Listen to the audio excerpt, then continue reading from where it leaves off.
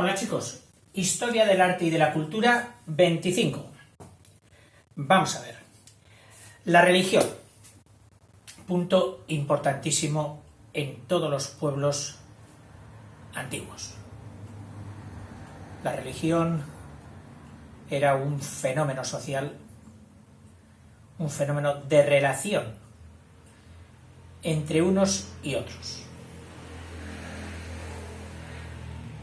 Y el hombre, siempre conociéndose a sí mismo y por lo tanto conociendo al otro,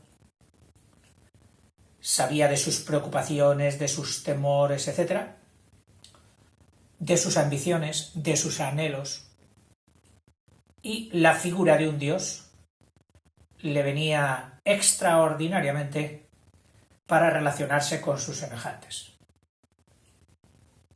A través de esas creencias, él se relacionaba con los iguales, estableciendo unas jerarquías, unas clases sociales, unas creencias, etcétera, etcétera.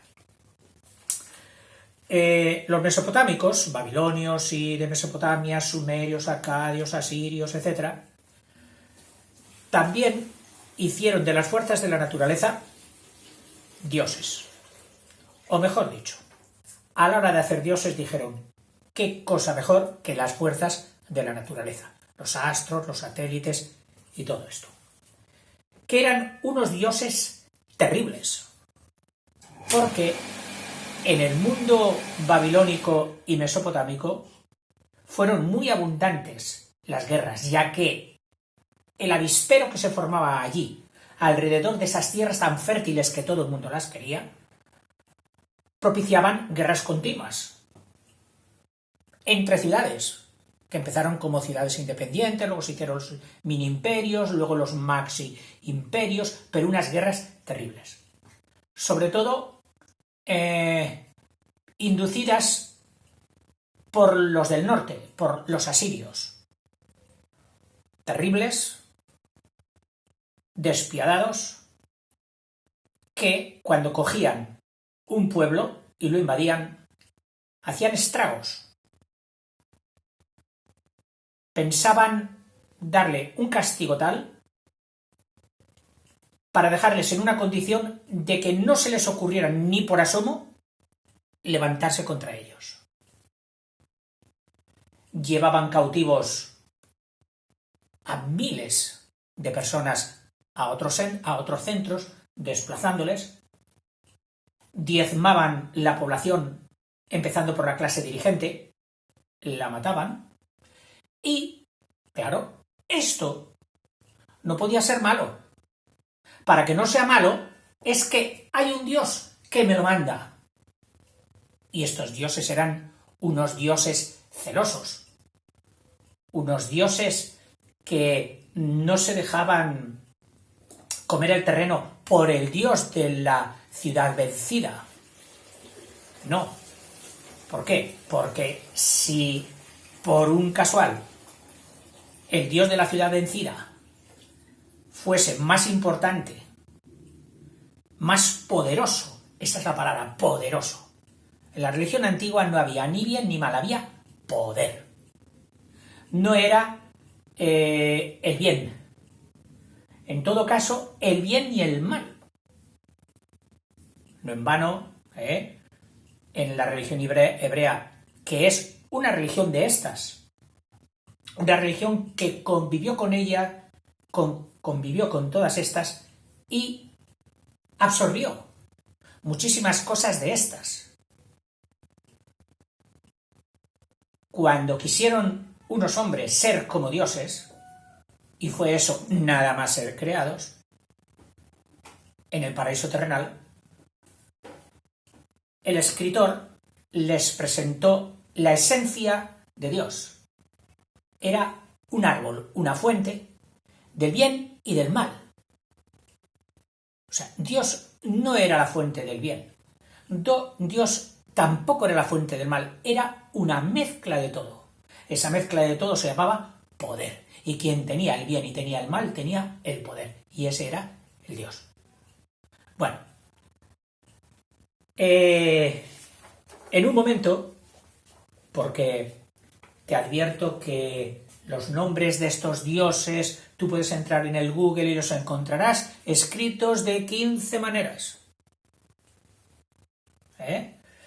Entonces crea un poco de despiste. Yo he cogido una forma, pero te advierto de que si vas a buscar, posiblemente no encuentres sino algo muy parecido. Los dioses, los primeros, parece que se agruparon en tríadas, de 3 en 3. Recordemos la Trinidad posterior aparecida en el cristianismo durante el platonismo. Pues esas trinidades, esas tríadas de dioses, de deidades, ya venían de muy lejos.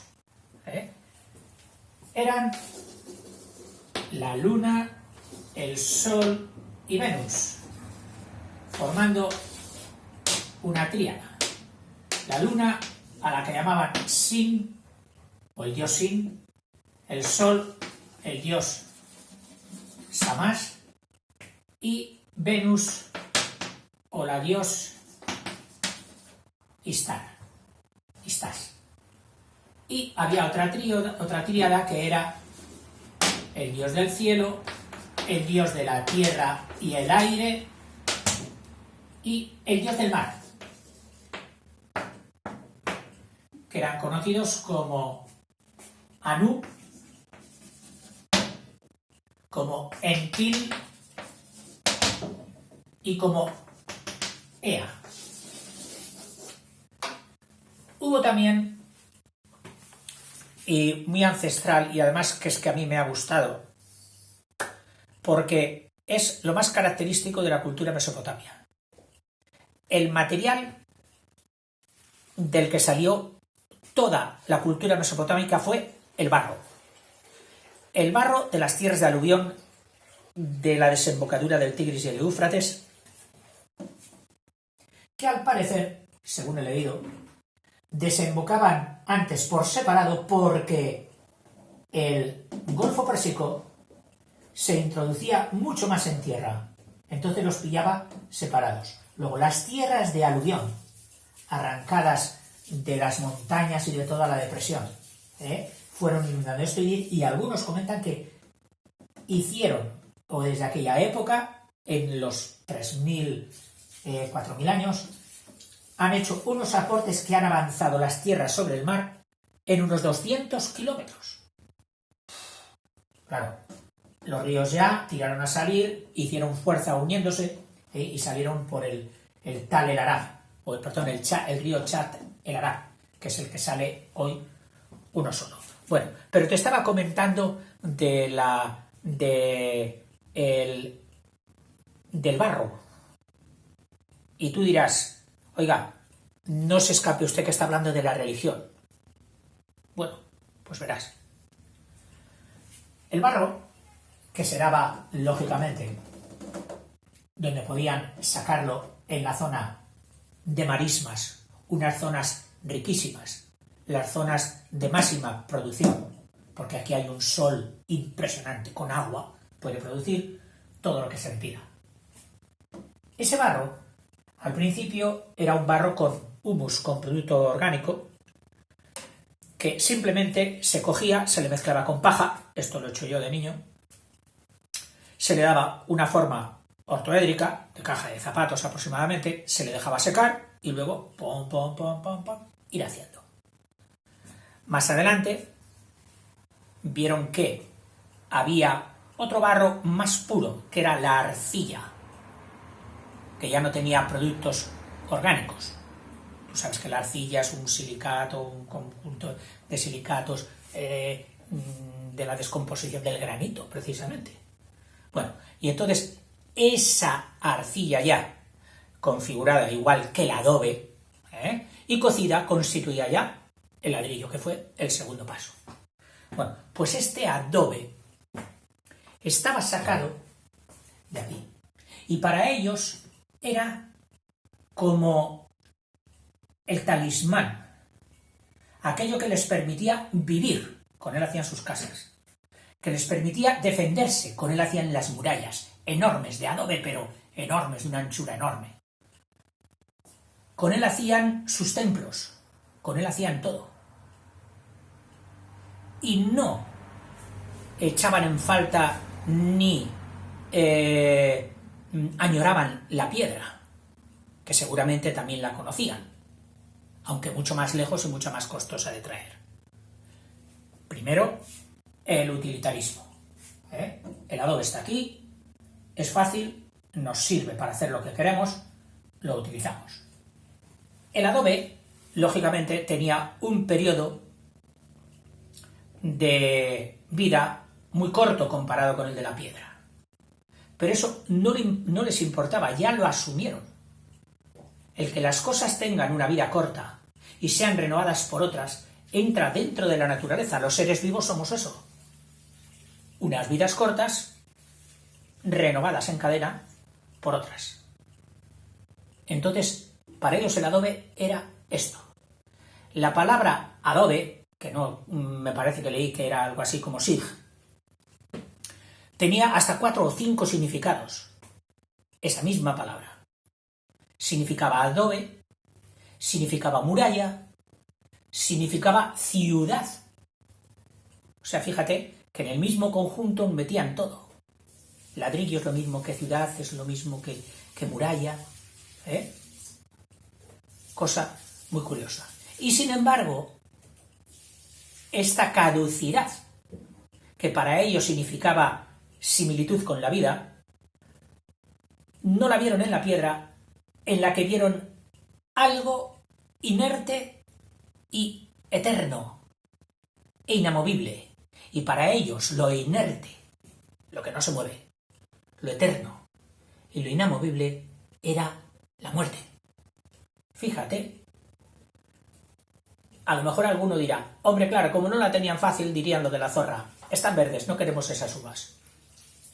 Puede ser. Pero la piedra para ellos significaba o la asimilaban con la muerte y el adobe con la vida. Y ese adobe le sacaban de una diosa que era la diosa de las profundidades de las marismas. La diosa Apsu. Una, podríamos decir, anteriores a estas, arcaica. La diosa Apsu, que les regalaba la materia para construir, para hacer su vida. Y no solo eso, sino que de ese mismo barro había esculpido el cuerpo de los primeros hombres.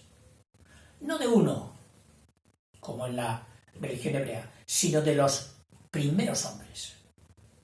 Qué cosa más curiosa. Que también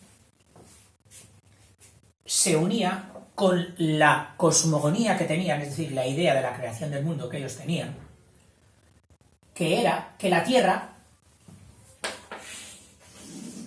era una masa flotante sobre aguas exteriores, los mares, y sobre aguas interiores, que eran las que ellos siempre encontraban en las prospecciones. Entonces decían, hay agua alrededor, pero hay agua también abajo. Luego la Tierra está flotando.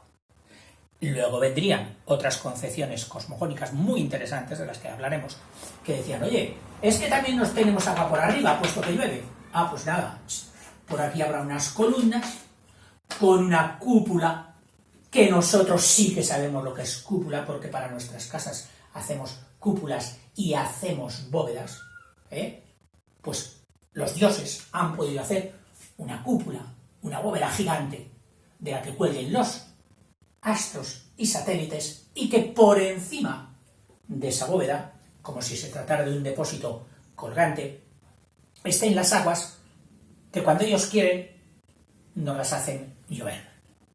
Concepción del mundo antiguo. A ver si me he dejado algo más.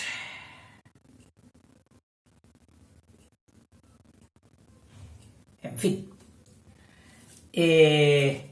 Por lo tanto, estábamos hablando de una religión politeísta.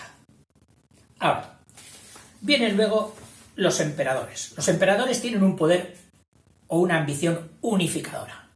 Coger muchos pueblos y de ellos hacer uno.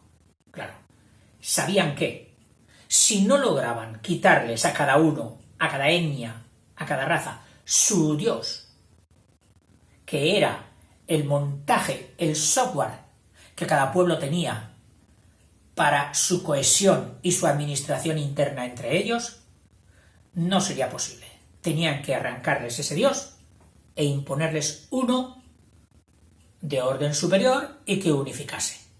Entonces, Hammurabi, que ya sabéis que hemos visto que fue uno de los primeros emperadores y más importante y benéfico para toda la zona, por sus leyes y por su unificación, quiso imponer a Marduk, al dios Marduk.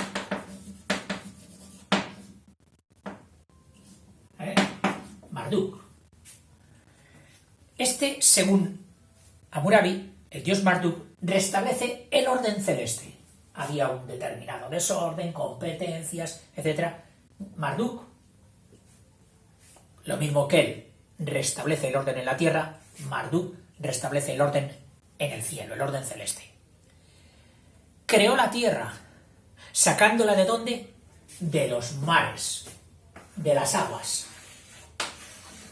La saca y crea la tierra. Esculpe al primer hombre con el barro de las marismas y reparte el dominio entre los demás dioses. O sea, no quiere quitarles porque sería imposible. Hacer desaparecer esas etnias, él comprendía que era imposible.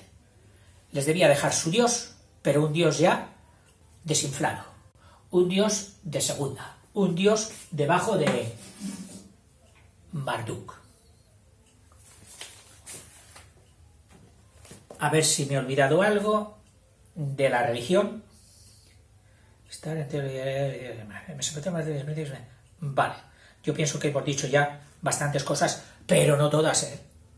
Tú lee, porque además te quiero advertir de que así como de Egipto he encontrado en los textos que he leído, de Google y todo esto, bastante unificación, bastante uniformidad. De Mesopotamia leo unos textos, luego cojo otro y digo, oye, ¿me están hablando de lo mismo? O sea, hay mucha variedad. Y puede ser que yo, lógicamente, humano, pues me he dejado llevar por una de las versiones que no refleje ni siquiera la más importante, o sea que te prevengo, que cojas también otros textos y otras fuentes. En cuanto al tipo de gobierno, en Mesopotamia los reyes o príncipes que gobernaron primero en las ciudades-estado, que eran las ciudades sumerias, acuérdate de Ur, de Uruk y de Lagash, aquellas tres, y otras, dice, los príncipes que gobernaron estas ciudades y luego distintos imperios semitas que se sucedieron no eran considerados como la encarnación viviente de la divinidad. Es decir, no eran un Cristo encarnado de la divinidad hecho Dios. No. Eran su vicario. Es decir, eran algo así como el pontífice de hoy. El que hace de puente, que eso significa pontífice. Y que en lenguaje se llama el vicario. El que hace las veces de. No eran considerados como encarnación viviente de la divinidad, igual que en Egipto, sino solo como su vicario o patesi. Su vicario o patesi. Eso era el rey. El nombre del dios de la capital, en nombre del dios de la capital, solo el dios ese de la capital, gobernaba en todo el país. Era al mismo tiempo el sumo sacerdote, es decir, la máxima jerarquía eclesiástica. El capitán general, es decir, el jefe del ejército. Y el capitán político o el gobernador político o el jefe de Estado, diríamos hoy, o jefe de gobierno, de todas las decisiones administrativas y políticas que se tomaban en su territorio. Bueno, yo pienso que tenemos que pasar ahora a la ciencia y a la literatura. Importante, sobre todo la ciencia, porque ya te dije, seguramente te lo he dicho, que para mí fue superior a la egipcia. Los egipcios vivieron y bebieron de los descubrimientos, de los hallazgos, de los mesopotámicos, de los babilonios. Y lo vamos a ver en el siguiente vídeo. Hasta luego.